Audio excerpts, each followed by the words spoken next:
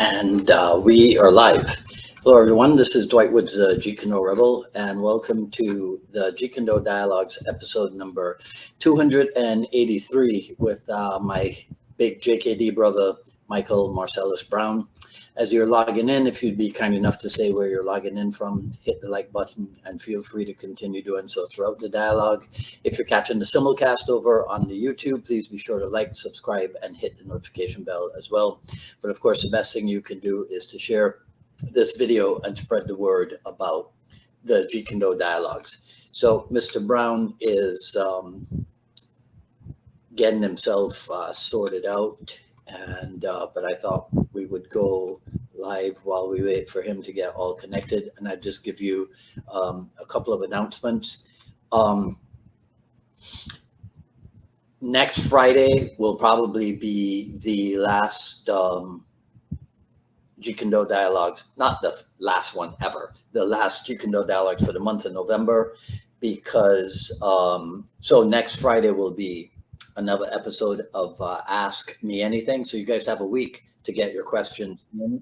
You can, if you and I are connected on Messenger, you can send them to me there. You can post them anywhere on Facebook, I guess. And you can email me at jkdrebel@gmail.com. And because the following 2 Fridays, I'm pretty sure I'm not going to be able to do an episode because I will be on the road. I'm heading out to LA again for another Cas Magda seminar, and then the next weekend I'll be down south, back home in Barbados. So I'm pretty sure I won't be able to do an episode from there because I'm flying, and actually flying on Friday. So unless I could do something from on board American Airlines, wouldn't that be snazzy? Okay, so that's what's going on over the next 2 weekends. So hang tough, as they say. So while we do that, let me check and see who's signed in.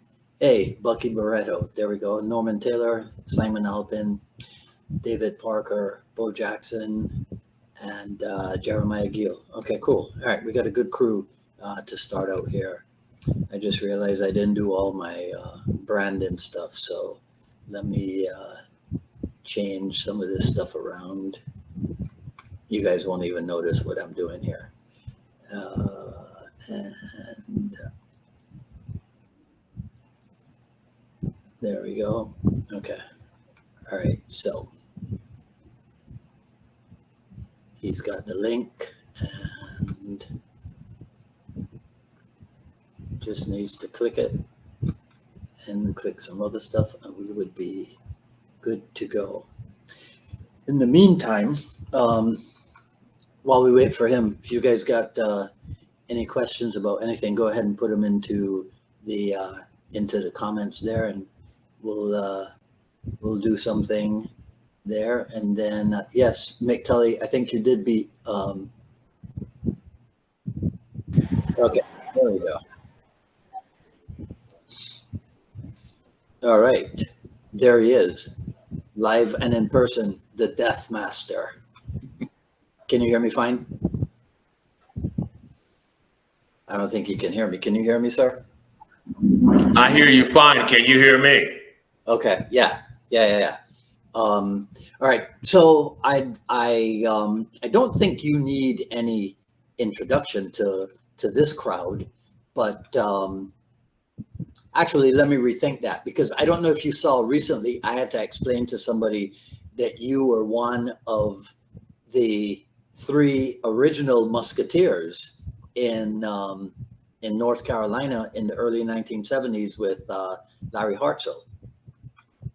Right? Did you see that post? I am getting feedback from this. So I'm getting double. Guys, here's what I'm going to do. I'm going to end the live stream, and Mr. Brown and I are going to continue, but we're going to do it offline. And then what I'll do, because I'm thinking that it's the live stream that's causing the delay. So my apologies for you guys who were willing to hang out with us for a while here. I'm going to do it offline. I think that will fix the audio delay, and then I'll stay up late and I'll try to put up the recording of it before I hit the sack for the evening.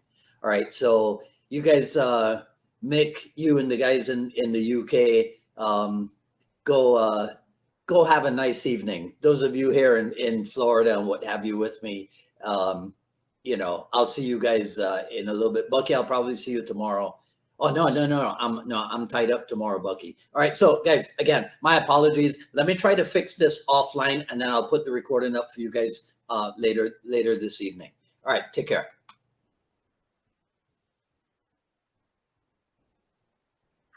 All right. Okay, cool. So we're good there.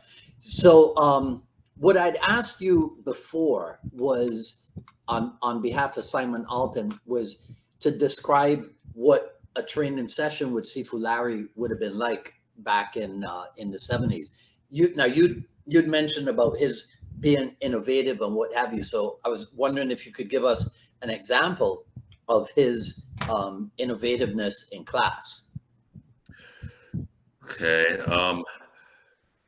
An easy way to start would be in class. Class starts with you had to be voted into the class, just like out in California one time. That's how Larry came up.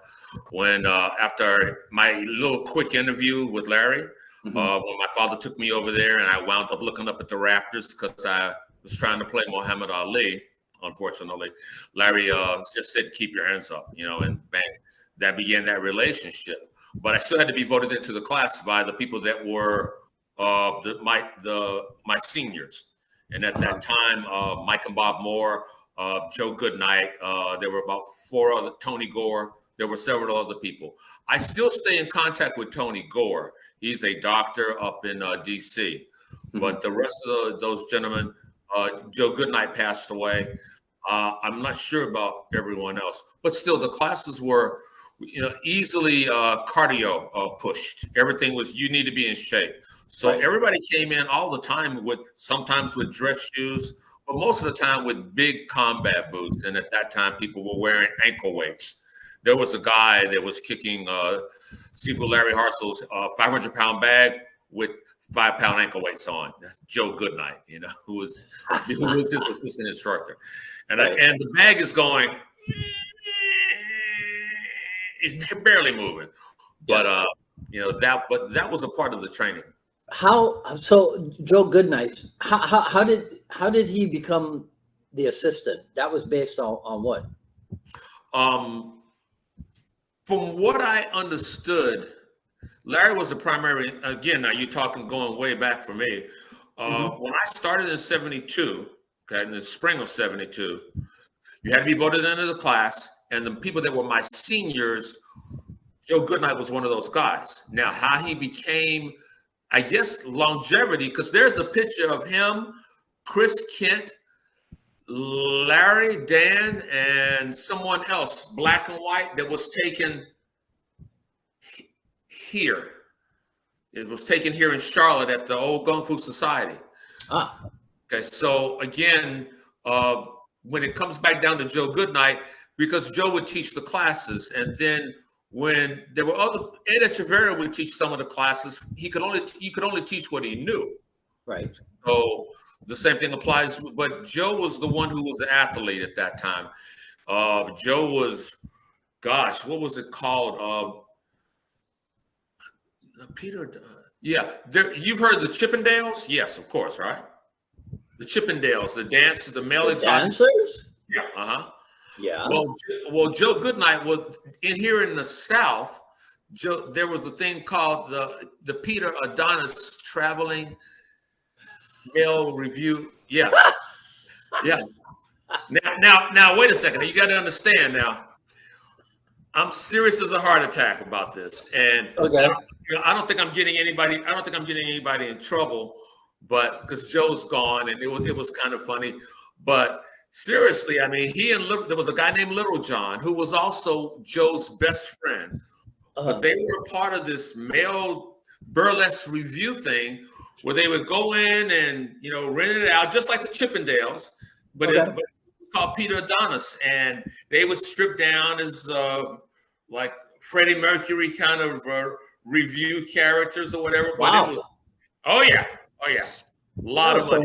That was some wild times back there in Carolina in the 70s. Well, those were just two. I'm fond. I used to tell Ruben all the time.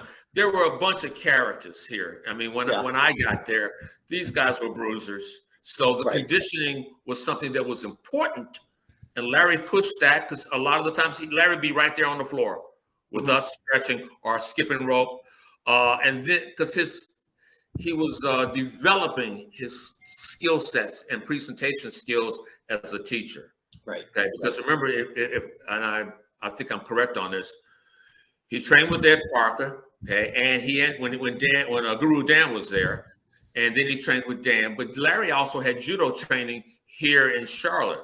There's a place called the Carolina Judo and Karate Institute.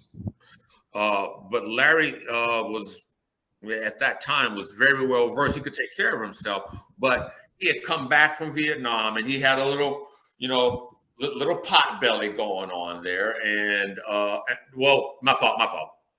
Beer belly. He had a beer belly going on. Yes. But he had a little beer belly going on at that time. And it didn't matter because everybody respected Sifu. Everybody. I met no police officer or deputy sheriff or county police or state patrolman who didn't, not because he had a reputation of being a enforcer, and not because of the fact that I remember someone found an article saying the premier Jeet Kune Do fighter. Yeah. Yeah, remember the Jeet Kune? Well, bottom line is that you didn't, like Luthez, you didn't want to cross Luthez. You didn't want to cross Larry Hartsell.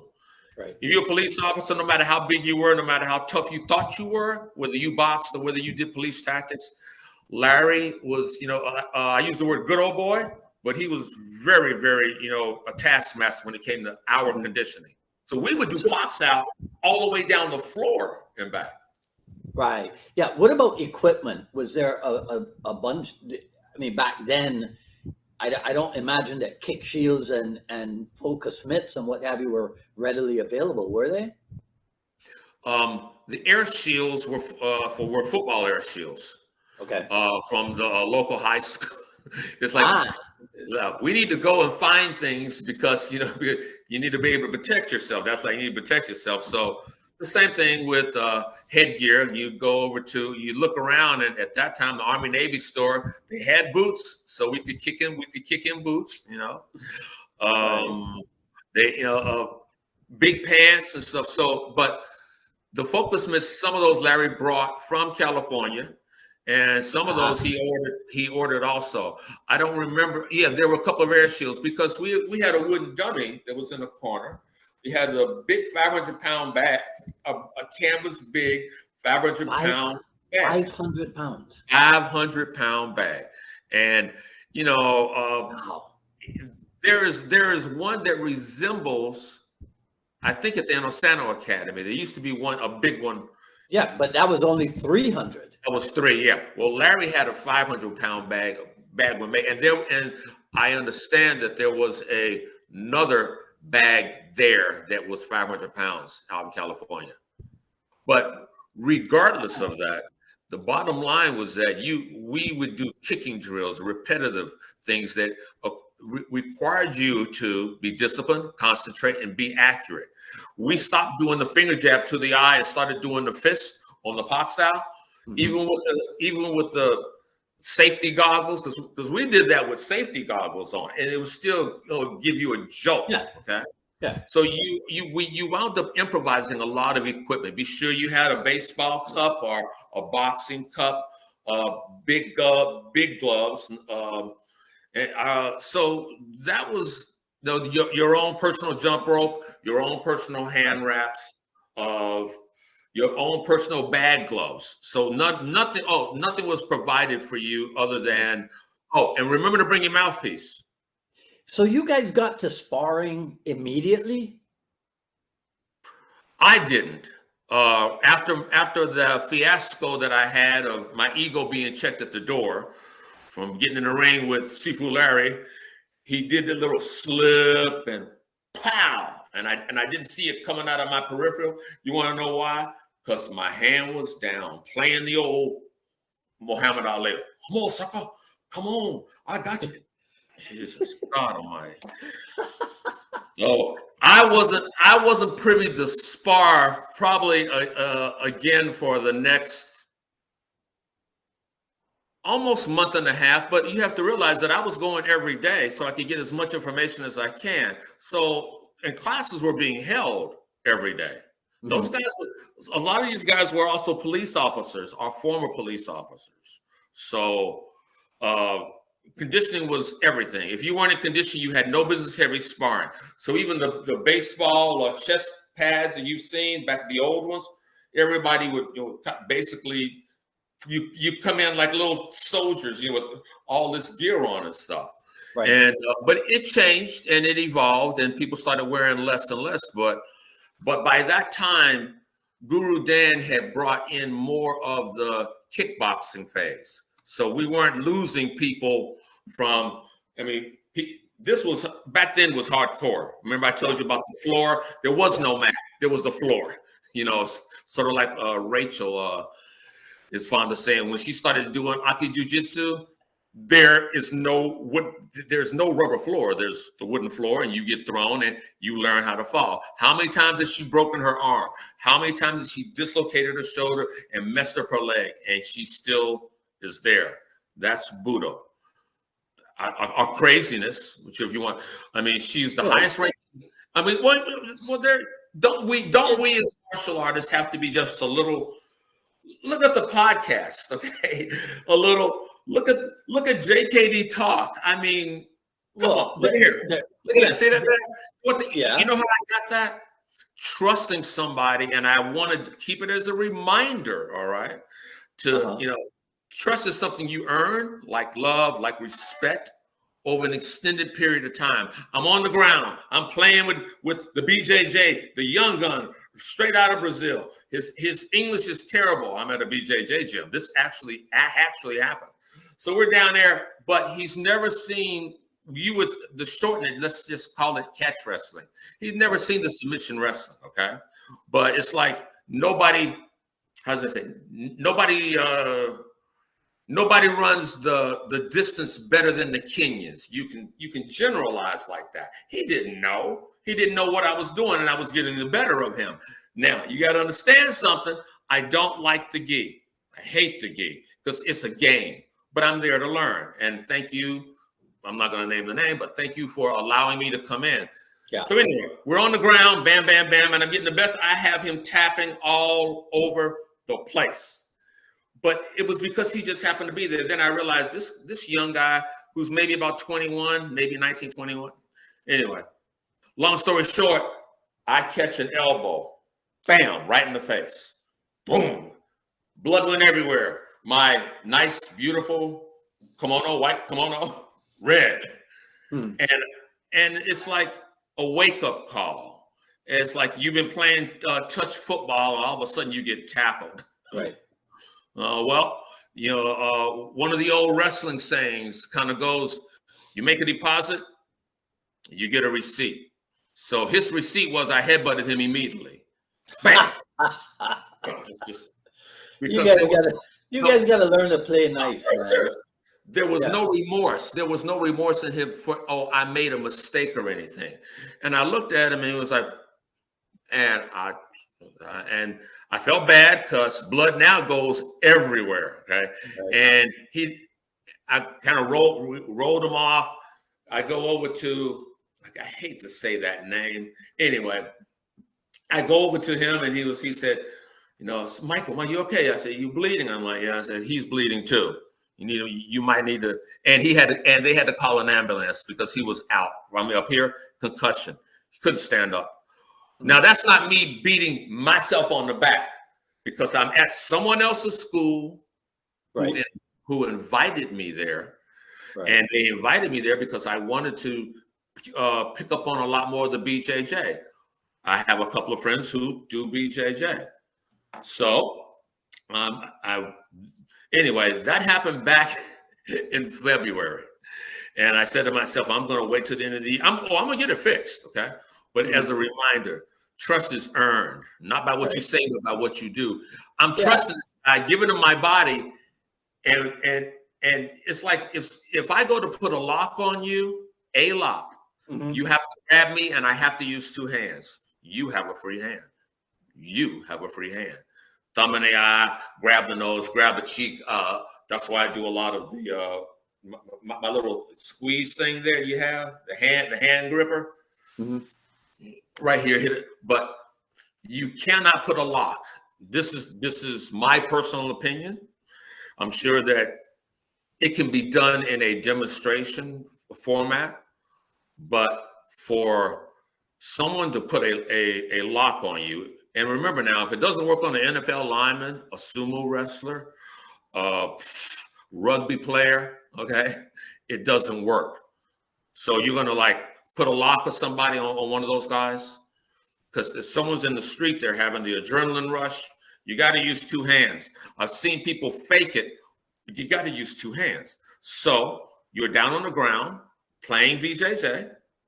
Oh, by the way, quickly, he apologized and apologized and apologized, and I basically, through the translator, was trying to explain to him that, you know, he said it once. I closed the book. I turned the page. We're cool.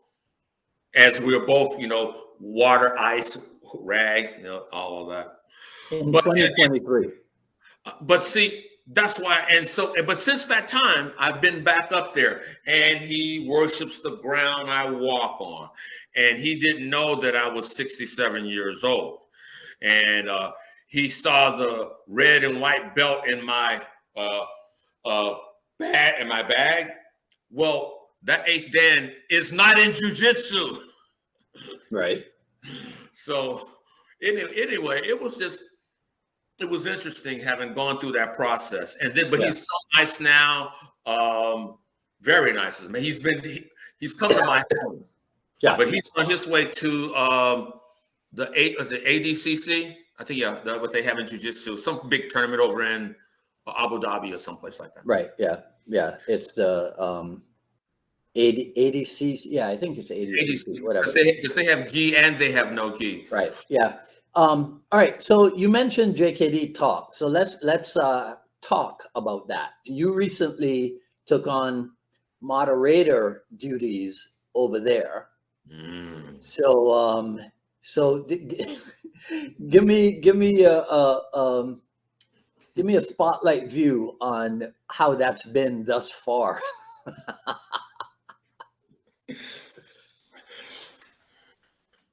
We talked about this the other day. Almighty. Look, how's it going? Can you read? Did you go to school? Okay. If you can read, you went to school. Bottom line. Rule number 1. No picking on anybody. Rule number 2, remember rule number 1, and people violate that rule every single day. They are disrespectful. It's interesting because you know, I knew Mike Bleach and you know, Tim Tackett, the Wednesday night group, and then Tim and I, you know, and now that Tim's out here on the East Coast, I'm like, I just can't wait to spend some quality time with Mr. Tackett, because he is a mentor for sure. But I don't want to run around everywhere. But being a moderator, you see a lot of junk. And then I go back and forth with the administrator, and also we have another person who's there also. But we go back and forth to, if someone is out of line, which a good chunk of them are, and a lot of that is because of misinformation. A lot of that is because they think they know and they don't know, or because of what they've read or seen in videos. You know, it's like trying I remember that Just the Facts, man. Very difficult to find out there. So when people come to, the people that are there, over 2,000 something plus whatever, the majority of them are very respectful. It's like the majority of the people, but majority of police officers are very respectful. But then there are those individuals who want to add, they want likes and clickbaits, and they want the controversy. And so when I use objective and subjective, yes, you want subjective truths out there to be debated. But when it comes down to,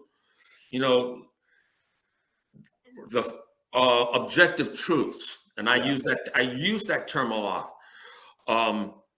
It's not, this motion is not called futsal. Kind of simple. This motion is not called bongsal. So it's an objective truth and subjective interpretation. And that's what I'm seeing more and more of people who are, I call them keyboard grandmasters. Well, are you deleting more stuff or disallowing more stuff than you are letting onto the page? No. People today, there are other people who are also I'll tell you what I do, my way of venting. The very last question, are you willing to abide by, the rules? Yeah. And if it's not answered, or they say no, they are not allowed to participate in dialogue on the page. They can leave but no, because and some people say, I don't want to have anybody tell me what I can and cannot do and everything. The rule is, I've never had anybody tell me that. Huh? I've never had anybody say, because if you don't agree to the rules, your membership is not approved. So you can't start posting on the page. Very true. Right? Very true. So, but you have to realize also, out here in the podcast world, out here in the forum world, however you want to say it, there are so many people from, not everybody who chimes in. I think I just realized it's a public group, not a private group, right? Yes. Mm-hmm. Okay. Yeah. That might be the difference. I mean, look, I'll be honest with you. I don't think it's going to make a difference anyhow. Jeet Kune Do group pages on Facebook are always going to attract some ne'er-do-wells. It's just going to happen. Yeah. You know what I mean? So there's not that there's a lot that can be done about it. But again, I don't understand why we find ourselves in the position where we got to tell grown-ass people how to behave. It is like babysitting children who, and remember now, a lot of these people, it's like there are a lot of people who come on who are chiming in right now or earlier to the podcast. And remember, I said to you before, you touch not hundreds, not thousands, but this thing goes worldwide. People back and forth. I know people from different areas who chime in. I know a person right now in Japan chiming in or wanting to find out what happened. Mm-hmm. So you touch a lot. And so I want to be able to influence the page in a strong degree where this is not where you go to vent about whining about somebody who you read is legit, who's not legit, or someone who trains somebody and they weren't that good. This is not that forum. The forum that we have, my understanding at JKD Talk is it is an open end for anybody to chime in on any subject. The biggest any subject having to do with Jeet Kune Do and having to do with Bruce Lee, because if I don't know, I know who does. You. Oh yeah, brother. Hey, I send them your way. If you want to check that fact, you can either talk to John Little or you can talk to Dwight D. I do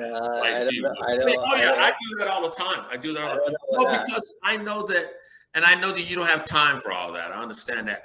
But if someone honestly isn't just trying to bait you or something, but someone really wants to know, and I've had a conversation with them in some form of fact, and I don't know, and I'll look, and if I still don't know, I may ask you, or I may say, go on the podcast, or message him and pose that question to him, because I just don't have that information. I didn't grow up out in California, Guru Dan used to say this all the time. This was really funny. You guys are so lucky. Yeah. And I was like, I have to deal with all the, because he's not going to point, but because there were at that time, there were so many people, Paul Vunak, everybody's like doing their thing. Yeah. People have gone and now they're going into the movie stuff, the stunt stuff. Ron Balicki, not Josh Barnett, what's the name of Eric Paulson. People are fighting. The core thing was constantly changing. How do you make money? You make money if you're that. To me, seminars. That's the way to go. You got to do the seminar, and you sell your shirts. Yes. Mm-hmm. So, by the way, sir, do you have do you have the latest shirt that is in Japanese kanji? Oh yeah. I'm not that cool. Hey, I have had more people who ask me about, man, where do you get your stuff? Seafood Larry brought this. I have two of them, a blue one and this one. Seafood Larry brought this back from California. And it was my birthday, and he gave me 2 shirts. So, and I've kept these all. Look at how much bigger. I mean, look at that. I'm not doing that. Hold on a second. No, I don't mind. Oh, big, was it whoa? As the Rock would say, whoa, big fella. Okay, steady there, boy. My fault, girl. Anyway, look at how big this is. See how big this is? This is huge. Okay? But again, that was me back trying to move toward 268 pounds because of the wrestling. When Larry came, the second video, Jeet Kune Do in the Trap and the Grappling volume 2. Volume 1. Yeah, volume 1. My fault. Volume 1. The first one. Excuse me. The first one. I'm already in wrestling school. Okay. And remember now that the reason why I went to wrestling school was because I had already done judo.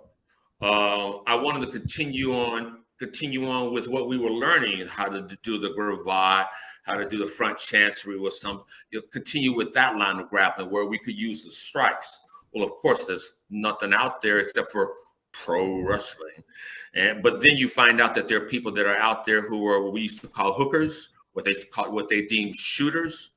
That's why when I said to you that Eric, Billy Robinson, they used, and Carl Gotch also, Jake Shannon and I were having this conversation. They use the term catch wrestling, but Billy Robinson, Carl Gotch, and my teacher, Luthez, all went to the same place, the Snake Pit, which if you talk to Eric, he'll tell you it's a rundown, whatever.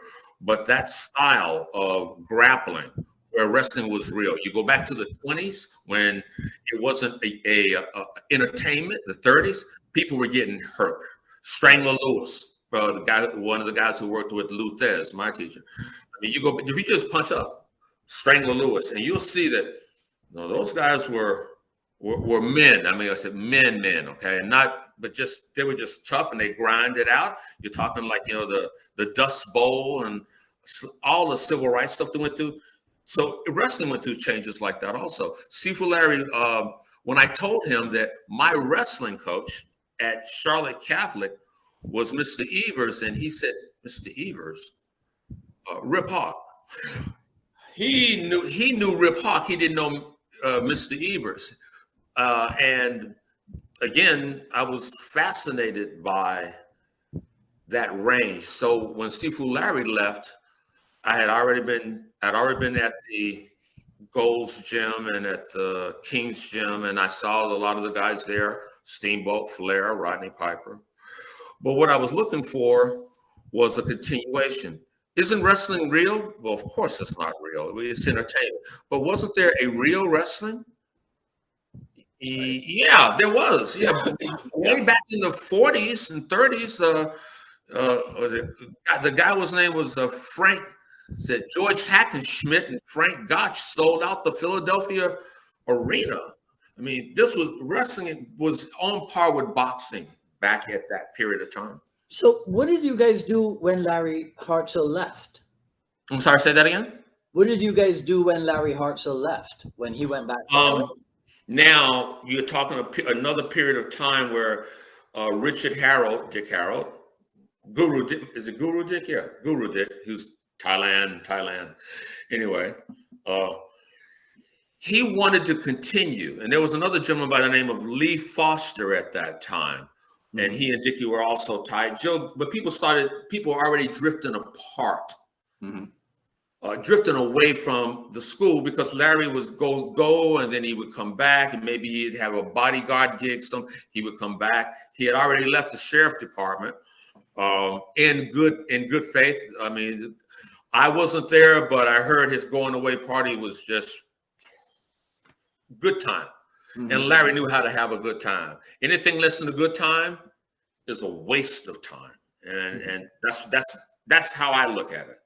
Anything, I don't care what it is, anything. So if I'm training, if I have to get up at 4 a.m. in the morning for my client to be here at 5, and so that I can present myself a certain way, that means take a bath, that means clean up, hold yourself accountable. Right. You know, we talked about this before about the Michael Jackson song.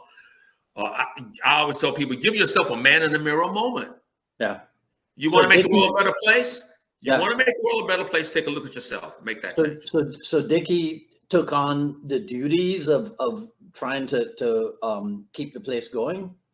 Dickie, Ruben, and myself, but primarily Dickie. Dickie was the person who wanted to have a school, a place where we could train. Right. But by that time, a lot of the senior people had already gone. Tony. So what did he do? I'm sorry? What did Dickie do? Well, you know, we get stragglers in, people coming in wanting to know about it. Through the advertising, we got some people in, some people stayed. You know, it's like, and there is no how to be a perfect father. There's no book. So he had already been a part business owner.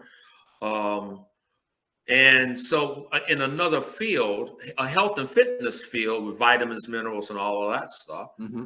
And he had lost his wife. And so he was raising a little boy, Kyle. So Dickie wanted to make a go of it. And, so Ruben and I supported that move. And then from time to time, you would see someone like Tony Gore come in, or you might see someone, Joe Goodnight and Little John would always come in and use the facility. They had a key.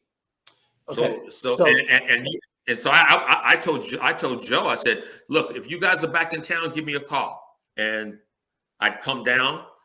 And so it'd be 3 of us there training. The classes, Larry's classes were not big. Right. I mean, as far as now again, when he was here, I can tell you, I don't think we ever had more than 20 people. Seriously. Okay. And through those 20 people, the top part of that, let's say the top part of that was like 19 and 1. As time went by, now 2 and 18. Right. That the majority of the people that were coming in at after Larry left, they were good, and we would Dickie would. Not we, because I thought I was a part of this, and I still feel that way because he's my brother. Like Ruben's still my brother. I don't talk to him. We don't see one another, but he's still my brother. He's doing his thing. I'm happy for him. Dickie's doing his thing. I'm happy for him.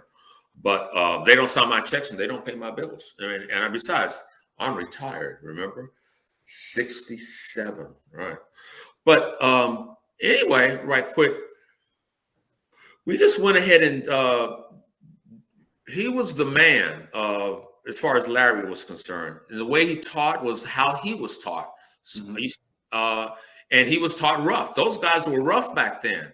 Talk about Bastillo. You and I had this discussion about, we see them at an older age. Well, Chris Kent saw them when he was a young fella, and they weren't that far. They were no more than 30 years older than him. They weren't 30 years older than him. Maybe let's say maybe 15. No, because let's see. if Chris started out in 72, 73, Inosanto would have been 36. Chris was 18. So Inosanto was just twice his age. It was just 18 years older. Well, that's what I mean when I say that when we experience these people, all of them. I mean, as far from Jerry Petit, Ted Wong, all of them. That were still left, all of Danny Lee, all of them. We didn't experience them in their prime. When I say their prime, like in their 30s, right? We didn't experience, and so it's the same thing. I mean, like with Larry. Larry at that time was extremely rough. Mm-hmm. It wasn't like you tapped; he still got it on. You know, because in the street there is no tap. I always tell people, I throw you on the mat. You know how to break fall, and you'll be okay. I do Tonatoshi or Haragoshi on that asphalt, you might not get up. Yeah. So Larry's development of teaching skills came about through Dan. Now Dickie's running the school. Right. We're doing okay. Dan, and you're still at the Gung Fu Society location. No, the school moved like 4 or 5 times. Wow. When Larry was still the head guy, it had already moved twice. It was 3. Yeah, it had already moved twice. Okay. After the Gung Fu Society in the same area. Right. But it already one was on it was on Hawthorne, and then the other and a parent street to Hawthorne. What is that called? Monroe Road. So they and the other locations on Monroe Road. The other location was on Independence, and the other location was on Central Avenue. Well, was all that moving, was that because you were looking for like the perfect location, or why? Do you know why there were so many moves? You want to make a go of it, and when you're invested, you're all in. And so if it meant us moving because it was cheaper at this location for rent, right, and the location was a good location to draw people out of the community or have access to the highway or whatever. Yeah. Hawthorne went right on the interstate, right across the interstate, so easy access.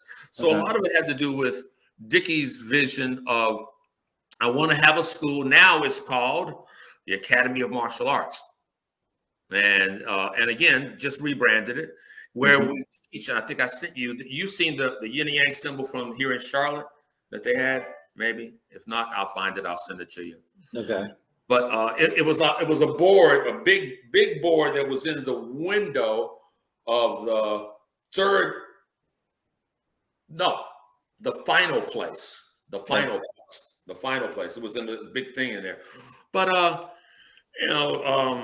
the moving had to do with how can we generate more revenue? Okay. Right. And remember, now we're specializing in something that a lot of people don't do. At that time, UFC, what's the UFC? I mean, you probably heard about the Valet Tudo or Shuto or shoot wrestling. Back in the 70s, people were still hadn't gotten over the fact that Bruce Lee really died, and there are only 2 more people that he gave certification to, because one of them died the year before him, James Lee. So now there are only 2. So now if you really want to understand Jeet Kune Do, you have 2 major sources that Sigon and Bruce felt could carry on. So some people migrated this way. Some people migrated that way toward those 2 individuals. And everybody in between, and I mean everybody in between, who had rank and who left back in the day, who were there when Dan was teaching the class, where Bruce was still alive, 71, 72, 73, early 73. And now they're teaching other people what they know. Again, you're getting it watered down. Okay, Joseph Cowell, great. Lamar Davis, great. But how many Lamar Davises are you going to have?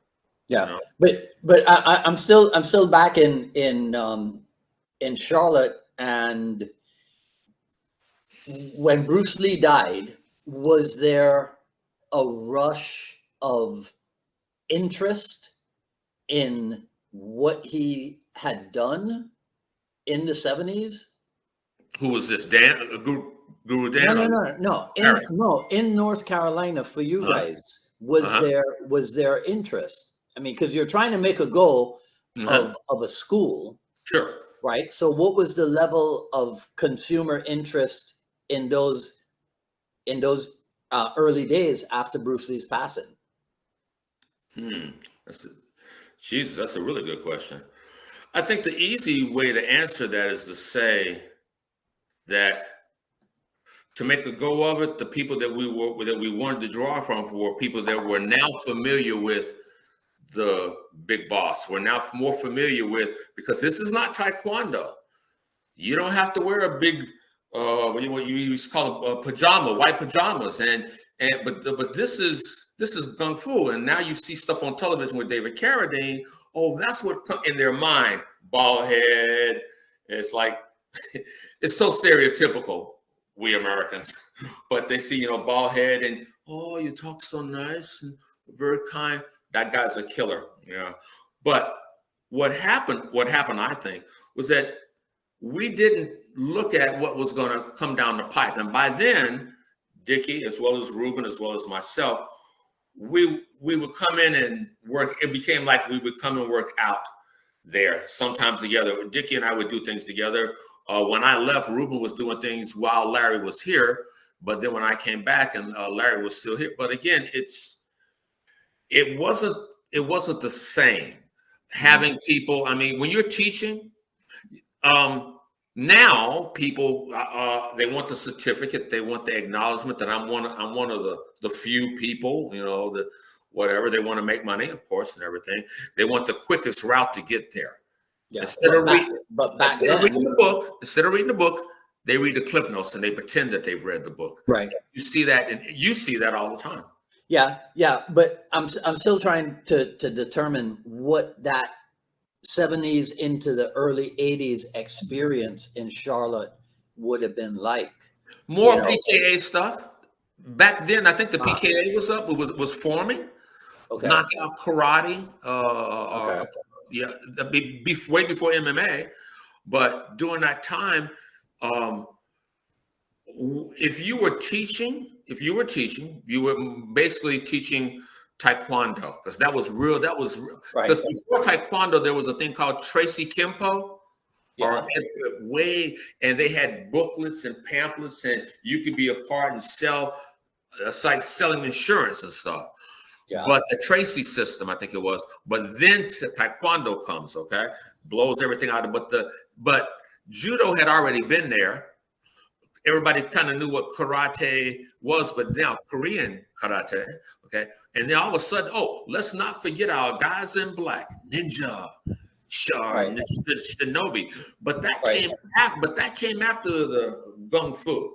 Yeah. You saw assassins in the Gung Fu series that came on television, but not the ninjas unless you were a part of that cinema stuff that I loved. So people in Charlotte at that time were not aware that North Carolina was the only place outside of Los Angeles where there had been legitimate instruction by a legitimate student of Bruce Lee. They were they aware of that? And did you guys capitalize on that in any way? You're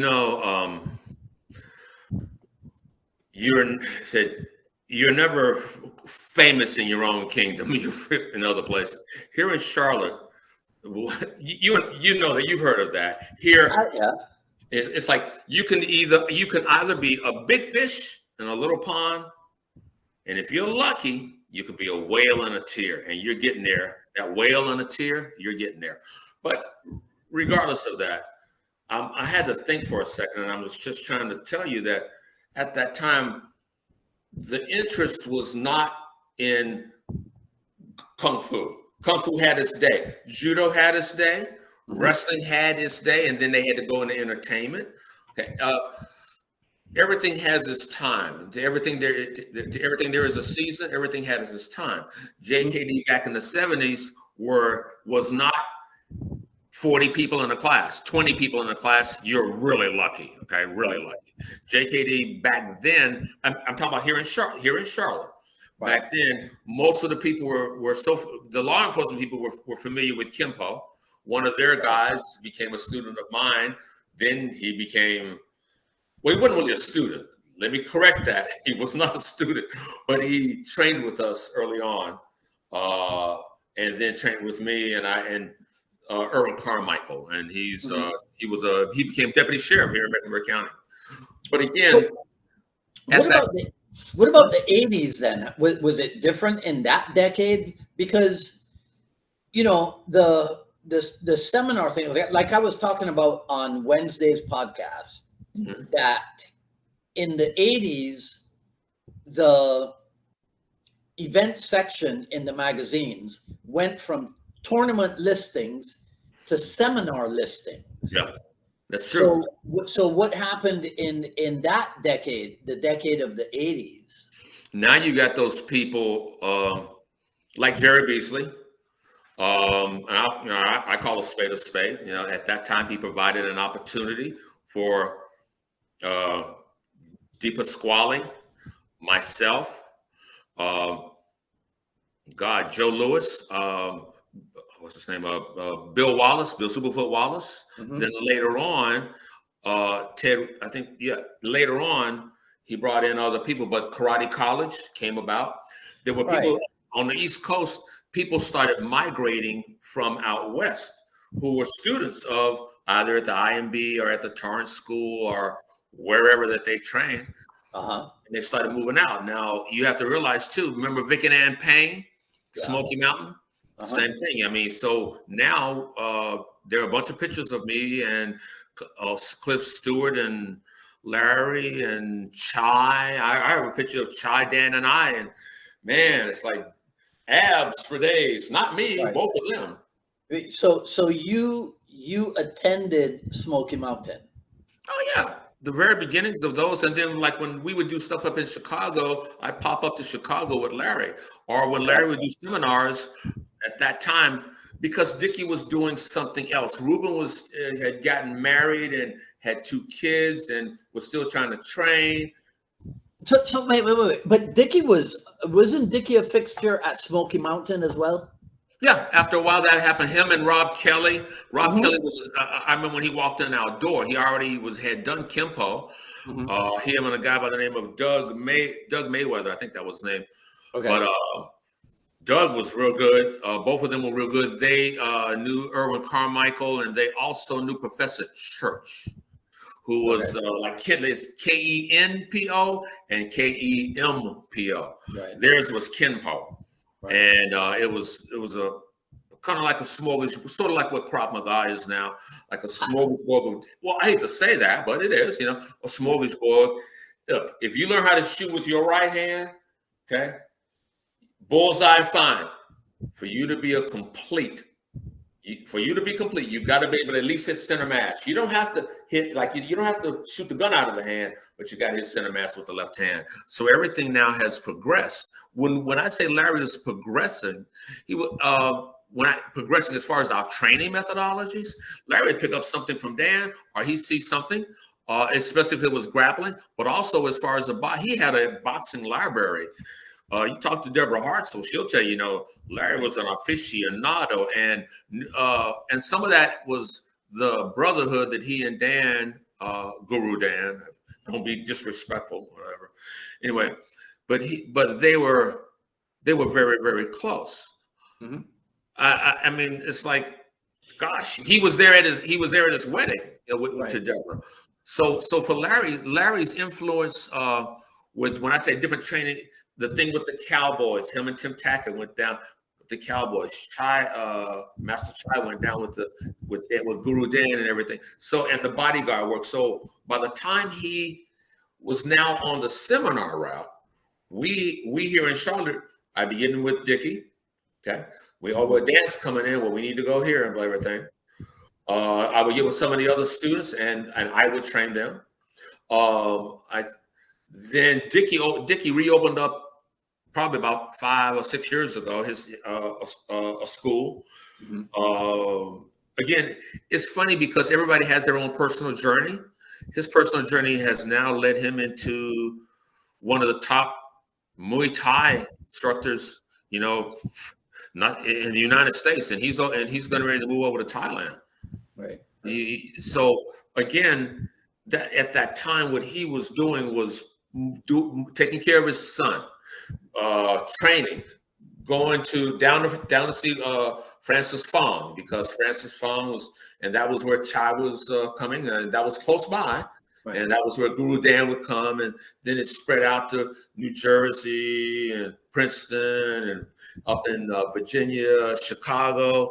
And so we would make that round, and especially if there were seminars that were around, because the grappling started to really pick up, and the name Jeet Kune Do, because it wasn't an assembly line. There were only 3 people here in Charlotte that graduated, Dickie, Ruben, and myself, from that school, from that academy. They have stuff from Larry Hartsell. So again, there was something going on. I was doing stuff with Larry. Ruben was taking care of his family. He has another child at that time, and catching up. And so a lot of the keyboard stuff. But when we did get together, Rob Kelly, same thing, get together. Rob went out to California. One of my good friends, Mark, one of my students, I went out to California, trained there. Larry was there, and Larry knew who he was, and they had a good time and everything. So here in Charlotte, we went from having like certain people wanted to go the Kali route, okay? Because Kali gave them a structure. It was funny because back in the 70s, the type of structure, we had a program that we ran, but it was 3 things, and I still use this today. Discipline you have to have, commitment you have to have, and consistency. So we were very consistent.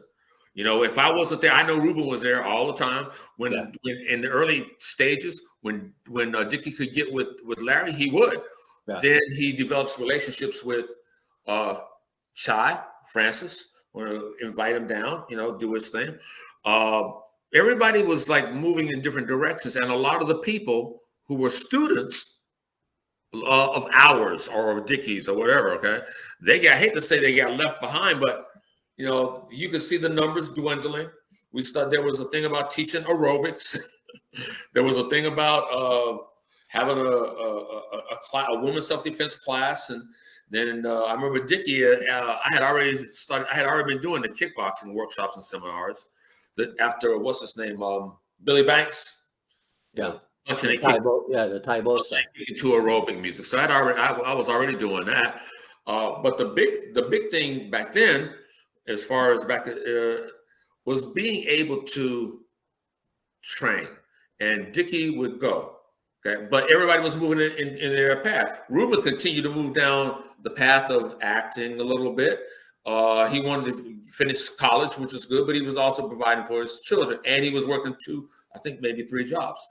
Dickie, providing for his stuff, but you've got to have another job other than you got to be something else going on. So until you save up enough coins to open up another school, but then what's going to bring them in? Because, people now want the MMA. The schools that make the money, BJJ and MMA schools. If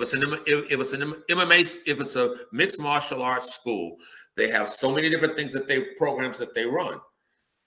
Maybe so are you saying that a Jeet Kune Do school cannot make money? By itself, make money? Yeah. Depends. That really depends on the type of people. How many people are going to be on JKD Talk and be disrespectful? Out of the 2,000 plus people, if it's 5%, it's still 5% of 2,000, however many people. Mm-hmm. The problem that I have, okay, when you're dealing with stuff like that, is that you have to, we used to say knuckle up. You have to toughen up. And a lot of times that just doesn't happen. You know, when I think about Larry Hartsell and I think about what he did here, and I think about what we did after he left here, because I would meet up with him until Vic and Ann stopped teaching. Because remember, Larry touched a lot of lives, and we'd get together and, okay, well, Michael, can you yeah, I can do that. I'm available. You know, we want to do a video. Yeah, I'm available. Sure. You know, so, but that was because of his relationship with my father. That's the only reason why. The only reason why I was able to train with Luthez was because of another old timer who was my high school wrestling coach, Rip Hawk. That's the only reason that he told me that. That's the only reason. So the catch as catch can stuff was something that I wanted to do. And when Larry would come back, I'd show him some of the things that this is wrestling. Okay, well, this is the real stuff. Yeah. He liked it. He'd tell me what he didn't like about it, and then we would play it. But well, in a modern MMA school, aren't they teaching aspects of wrestling? Yes. Okay. They have to. They have to. Are they teaching aspects of kickboxing? They have to. Okay. Does Jeet Kune Do have a grappling aspect? Does it have a grappling aspect? A wrestling aspect or a grappling aspect? Wrestling, grappling, whatever. Does Jeet Kune Do have that? Well, let me differentiate for just a second, okay? Because if we're talking grappling, then nothing is off the table. Anything I want to do goes. But if you're talking wrestling, like when we talk about UFC or MMA, okay, you have wrestling defense. Most of the people who are successful have good ground games, and they have good wrestling defense and good wrestling offense. Okay? And that's what people are going to an MMA. But that's what people are going to an MMA school to learn, correct? Yes. Yes. Okay. Does Jeet Kune Do have that? No. I mean, why not? Well, let me say it this way. Why not? Let me say it this way. Whoa. Does Eric Paulson? Wait, time. Let me wait, please. Okay, let me explain. I know you want to go like, come on, Mike. No. You were waiting for me to slip. I could tell. Oh, Mike, it'll happen. Sure. All of a sudden, like I cut myself. Now look, I'll reach in my bag, right? And I pull my hand out, and I actually felt the blade coursing across my skin. And tried to grab instead of just let go. I sliced the crap out of him, and I bled. I'm at the YMCA, and people are going like, there's blood over there. I said, yeah, I got it. Running on some cold water. But be that as it may, okay? When it comes down to it depends on, like I said, it's situational, okay? I don't ban everybody who's a butthole, okay, or excommunicate. We'll talk about that later. But it's situational. If you have a like for instance, perfect example, Michael Price here in Charlotte Martial Arts Academy, okay? I think that's right, yeah. He's one of the richest guys, okay? He already had a background. He worked with my guy in UFC 3, there's a gentleman by the name of Roland Payne that I worked with and helped him with this Muay Thai. And he got in there, and then he also fought another UFC in Vale Tudo, Roland Payne. Regardless of that, so here I am having a wonderful time, and next thing I know, it's like, what do? I mean, you can sit there. I can sit there and say, I want to be successful. I want to be proactive in the arena in JKD. Okay, and to be good in JKD requires you to let go of that ego. Okay, Larry Hartsell, and I'll say it here: if you wanted to learn and you were willing to let go of your ego, come on in. You have a problem, you come on in anyway. And we'll basically say glove up. Ruben was at many of those sessions, where people just had an attitude of this stuff ain't real. This is not really Bruce Lee. So we ran into that also. But because most people were looking at what's the latest thing? Well, they're doing this UFC stuff. What is that? And Senator McCain. Then you get the other people already in Japan that are doing their thing, and there's this carnival of wrestling, and boxing is suffering, okay, because the UFC has definitely replaced boxing, not financially, but who wants to see two people? I mean, unless it's a sideshow. So for us, and as someone who wants to teach grappling, teach wrestling, it should be a part. There's no stone that should not be looked under. You know that. So there's no stone.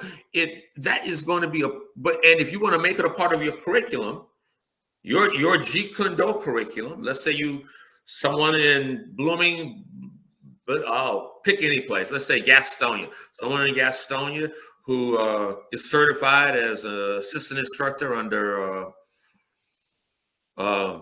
somebody. Okay. Anyway, here they go. Okay, I like that. Let me add this to my program. If that's going to help them, okay. If that's going to help that individual, sure. But you cannot. But if you're talking about effectiveness, okay, they're not shooting paint guns at the target. They're shooting 40 caliber, 45, 38, 357.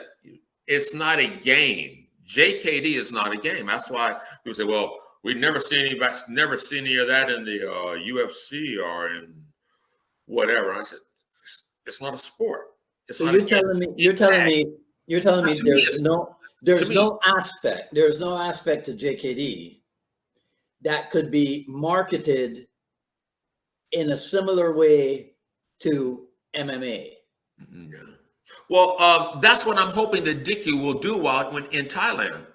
But no. I mean, bless his heart, and I wish him all the success in Thailand. You mean here? I'm talking about right here in the United States. Yeah. Why can't JKD be marketed in a similar manner to MMA? If MMA is about being well-rounded, isn't Jeet Kune Do also about being well-rounded? Yes. So why can't it be marketed the same way and achieve more commercial success? In those other arenas, okay, there's a payoff. Just like having a belt in BJJ, you pay your dues, you get the belt. Right. That doesn't mean dick, but MMA has belts. MMA has prestige where a person goes into MMA after they have acquired certain skill sets from these MMA schools. Okay. Uh-huh. They go into the UFC or into Bellator. They make money.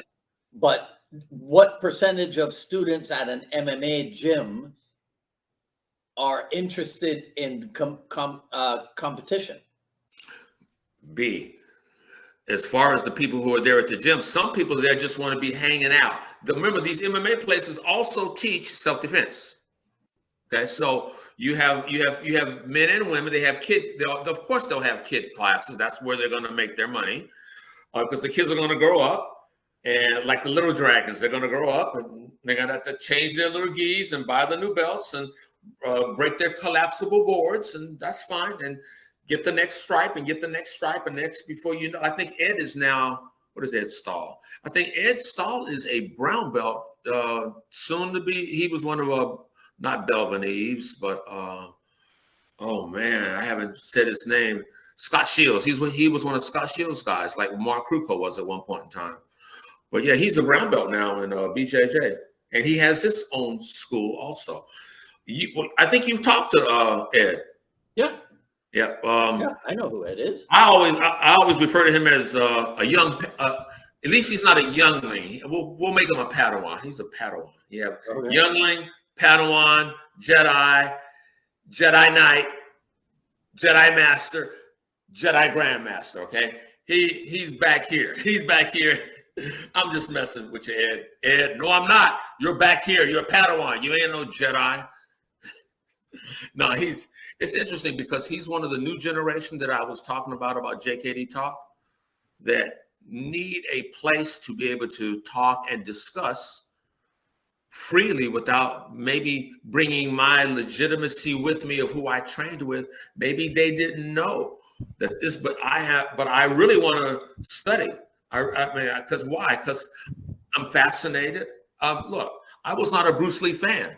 Okay, I will say it again. It's called Zatoichi, the blind swordsman. Okay, some people when when they see somebody on celluloid, Bruce Lee, what does he do? He created his own system. What? It's called Jeet Kune Do. It's the most, and he don't, at that time, he's doing stuff that no one else is doing. No one. Yeah. Okay?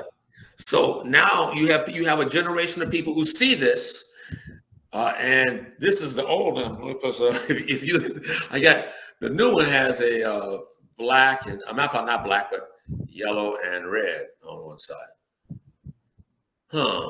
Yeah, wait a second. I hold on just this one was oh, easy there, big fella. Okay. This one is the one that Seafood Larry gave me, and I have two.